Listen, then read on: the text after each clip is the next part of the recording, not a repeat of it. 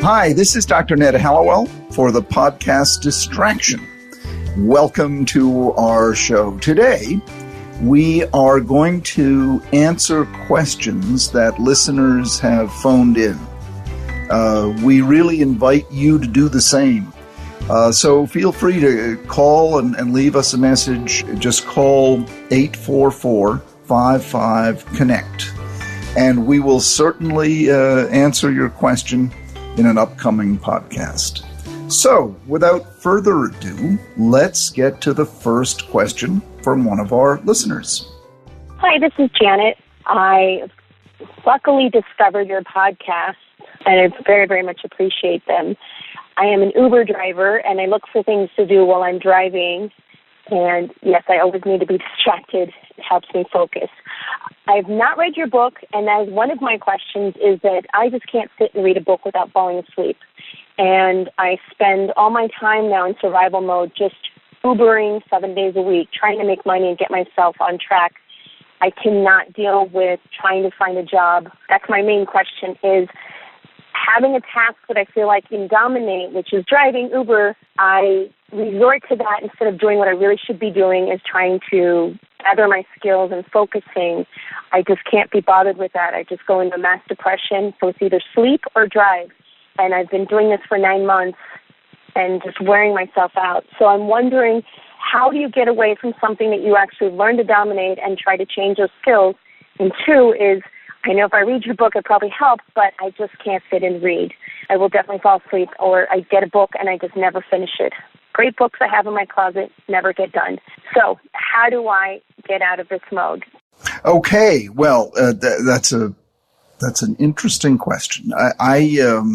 First of all, I would suggest you try books on tape, audiobooks, because you can listen to them while you're driving. And, you don't want to get too distracted from the driving, but you can listen to them at home. You can listen to them anywhere. And my ADD books are indeed on audiobooks.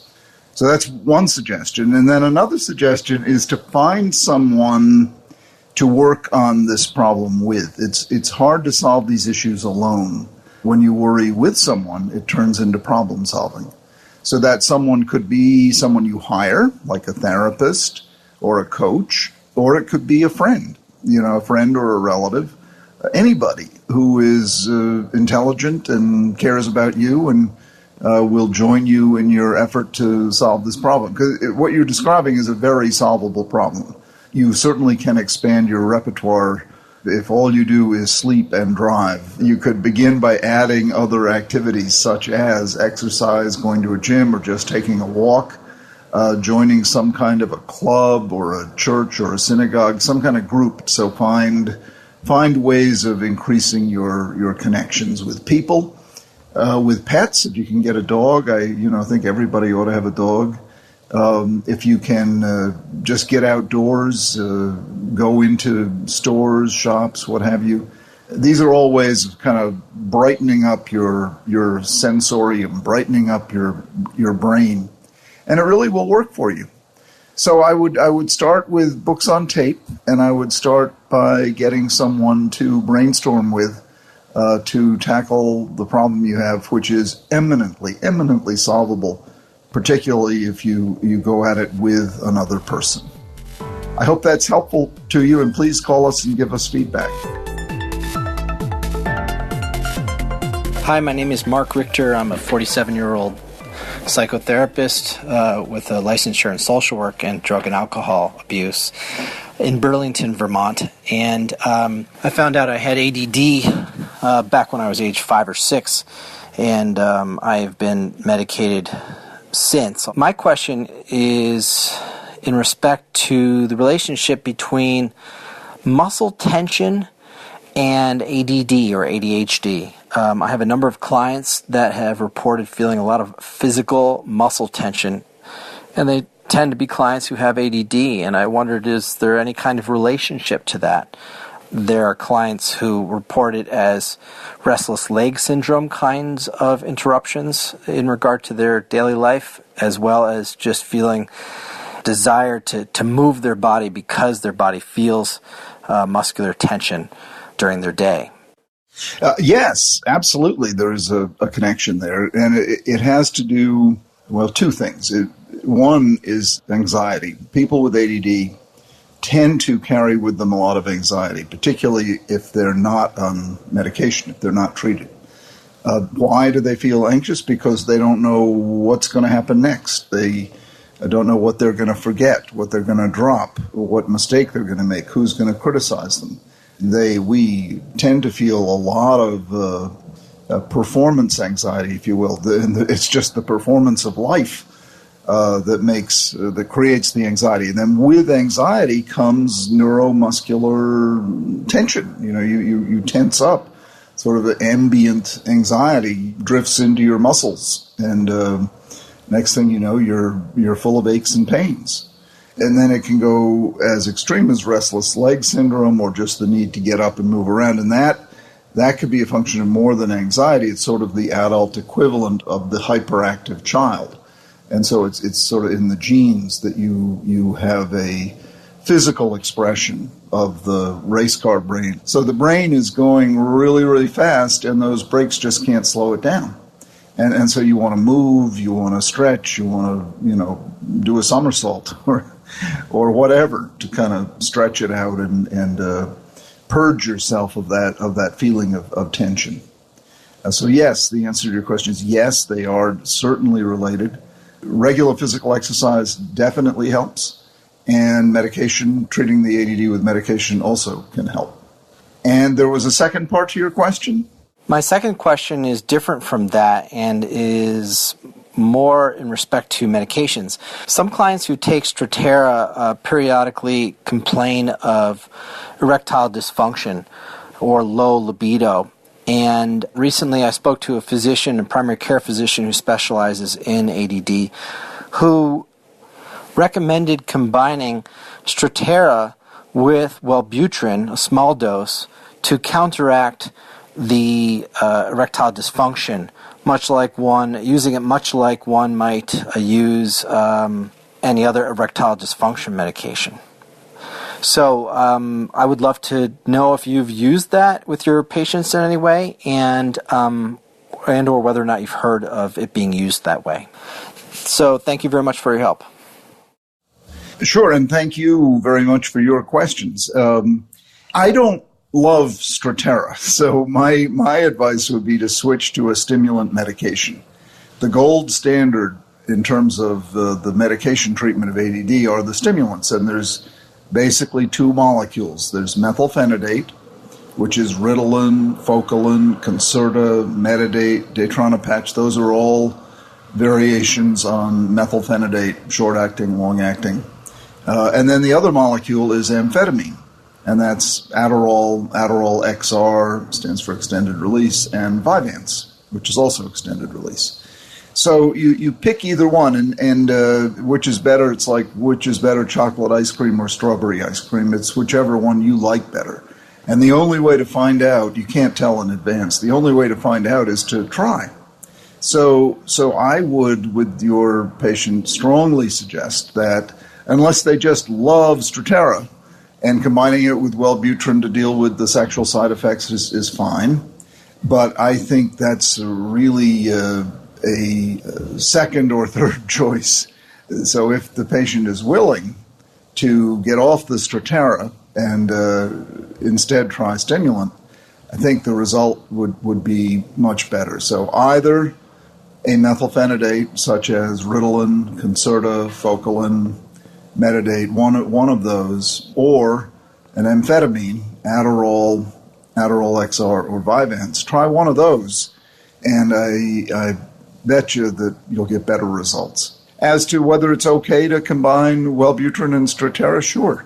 But I think, as I said, that's not the best choice of medications for treating ADHD. I hope that answered your question, and please call us with follow-up. And if you want clarification, call us again, and we'll answer your next question. Thank you so much.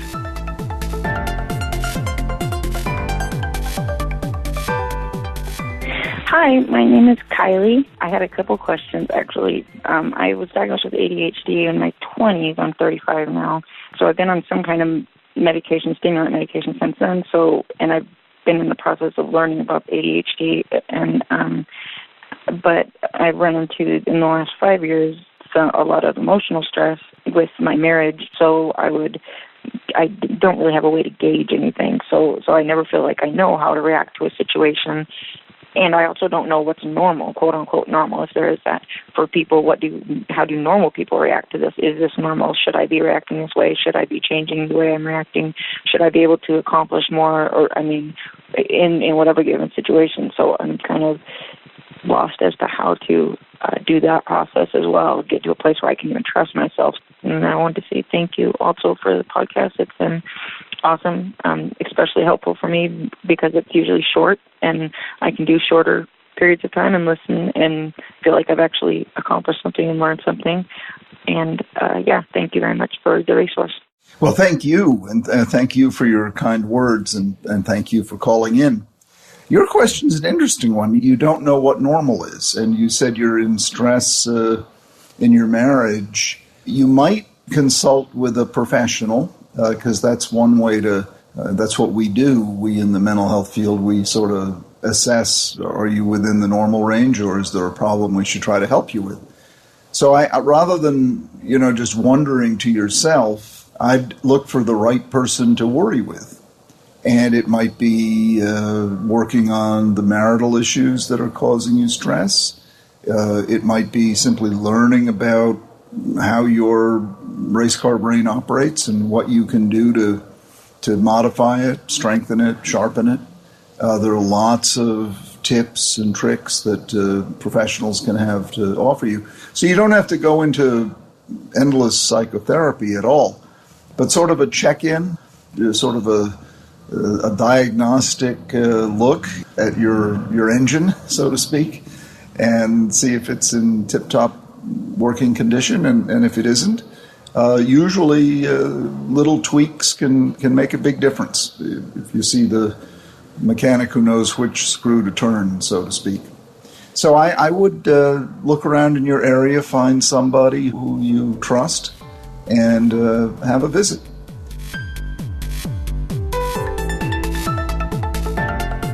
Okay, well, we received an email from a listener in Australia that I wanted to address. The listener writes, and I'm paraphrasing, I have a 14-year-old daughter with ADHD. She's not currently on medication and is not even wanting to try it. I'm making sure she's fully informed as to the benefits, but I'm not getting into a power struggle with her about it.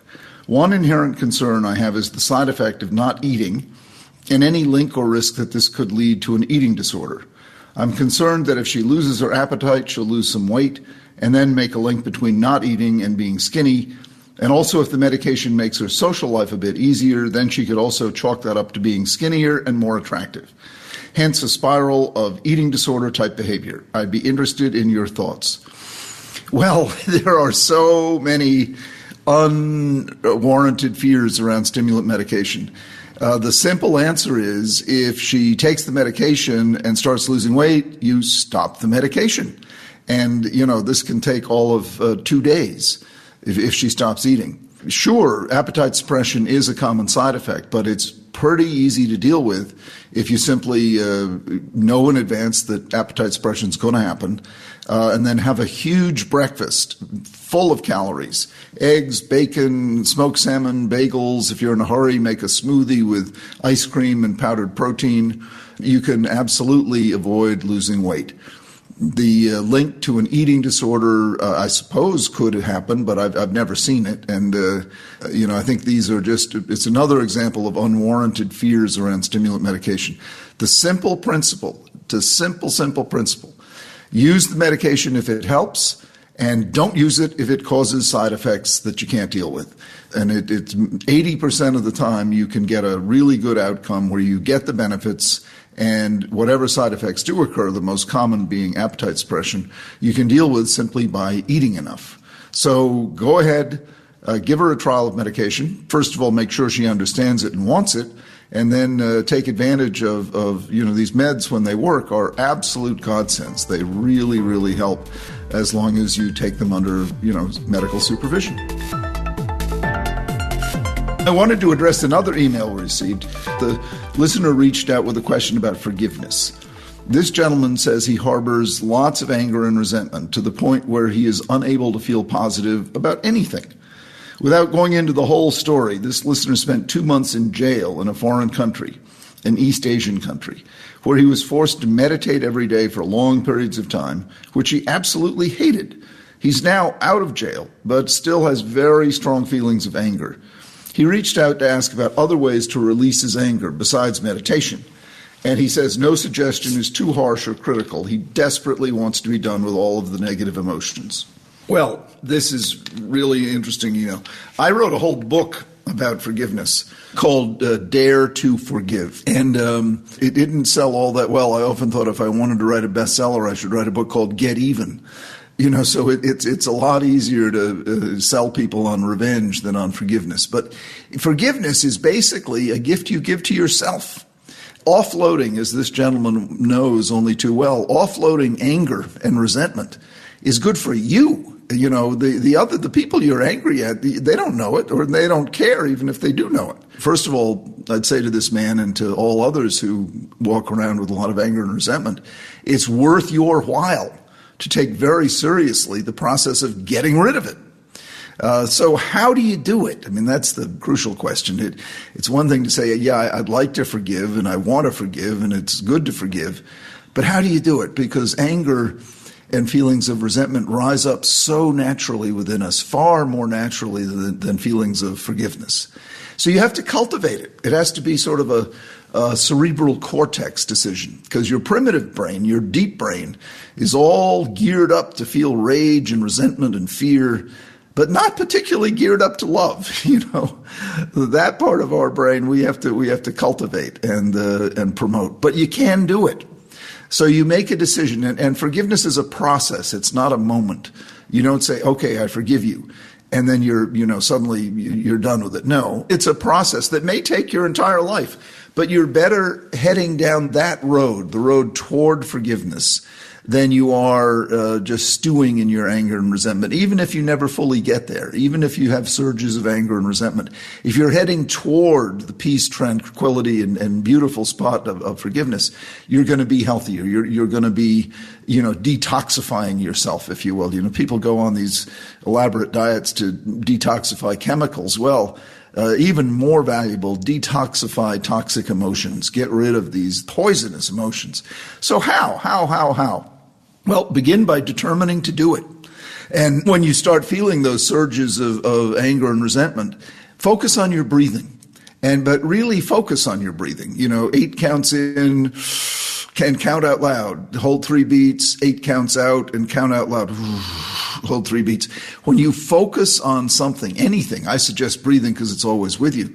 When you focus on that, you cannot be focusing on anger and resentment. So it's like putting a Band-Aid on it. You do stop the bleeding. Focus on your breathing. And if you get into the habit, so you don't cultivate that poisonous state, the minute it comes in, you shut it off. And you can just say to yourself, this is blah, blah, blah. I don't want to go there. I don't want to go there. I'm not going there. And then focus on your breathing. Or visualize someone you love or a place you love. Visualize the lake you vacation at. Visualize a photograph of your daughter, your son, your wife, your brother, someone you love. Visualize the Niagara Falls. Visualize something beautiful.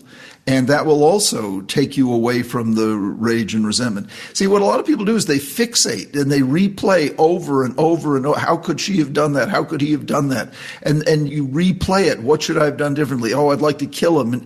And you cycle through that hideous, poisonous drama over and over and over again. No, don't do that. It's only hurting you. So shut it off, turn it off, and visualize or focus on breathing, visualize something positive, sing a song. It's very hard to be angry and resentment if you're singing a song. Just start singing or whistling. I walk around whistling all the time.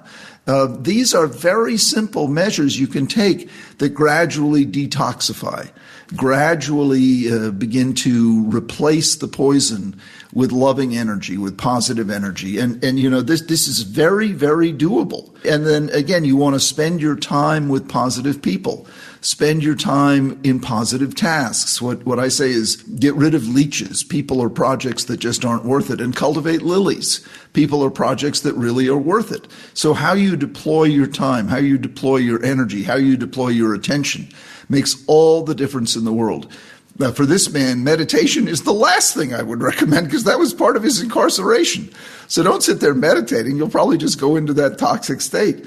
But engage with others, engage with positive people, engage in positive tasks. And if you consciously and deliberately enter into a program of emotional detoxification, you can do it. You absolutely can do it. I promise you. Within 6 weeks, you'll be feeling so much better. Please give me follow-up on this because I'd love to help you get to a state where you've really detoxified the anger and resentment, and you're in a more tranquil and positive frame of mind. And lastly, I just wanted to share an email we got in response to the vacation mini we released last month. We got quite a few responses to that one. That's funny because I got a response from a friend of mine saying, "What are you doing saying vacation isn't worth it?" And he misunderstood the mini. But anyway, Haley is a 29-year-old woman with ADHD who reached out to say, in part, "I hear you on the vacation stuff. What my boyfriend and I have to do is attempt to weasel in activities, beach volleyball, hikes, golf, a shopping day perhaps, but usually has to be something physical or I'll lose it. That's my 2 cents on keeping engaged and interested on a vacation." Well, that's an excellent idea. I mean, you want to do stuff that's fun. If it's physical activity, if it's sports, whatever it might happen to be, great. On the other hand, for some people, it's just the opposite. It's relaxing, lying on a lounge chair in the sun, reading a book. Whatever it is for you that puts you in that dreamy, lovely state. If it's active, be active. If it's relaxing, relax. But whatever it is, when you're on vacation, you should do things that you don't do every day in ways that rejuvenate, replenish, invigorate you. And it's a good idea to sort of take stock and wonder, what is that? Instead of just leaving, if you just leave it to the course of least resistance, you'll end up doing what you usually do, which is kind of a waste of the vacation. So make a plan to engage in activities that rejuvenate you, that replenish you, that excite you, that give you a dose of vitamin V, vitamin vacation, and decide what vitamin V is for you. And that way the vacation will really have the salutary effect that it ought to have. All right, well, if you have a question you'd like me to answer, please send it in. We love hearing from you. Just send an email to connect@distractionpodcast.com. We love your questions. We thrive on your questions. We live for your questions. So please give me and our staff a chance to connect with you and bring your questions to us and let us turn them around in our minds and see if we have some useful ways to help you live your life more happily, effectively, and joyfully. Well, this is Dr. Ned Hallowell for Distraction. Thanks so much for listening. Please remember to take our listener survey. Just go to distractionpodcast.com and click on the blue words in the upper right-hand corner that say Take Listener Survey. It'll just take a couple of minutes, and we'd really appreciate it. It really helps us to know what you want and what you like. Distraction is produced by Collisions, the podcast division of CRN International. Collisions, podcasts for curious people.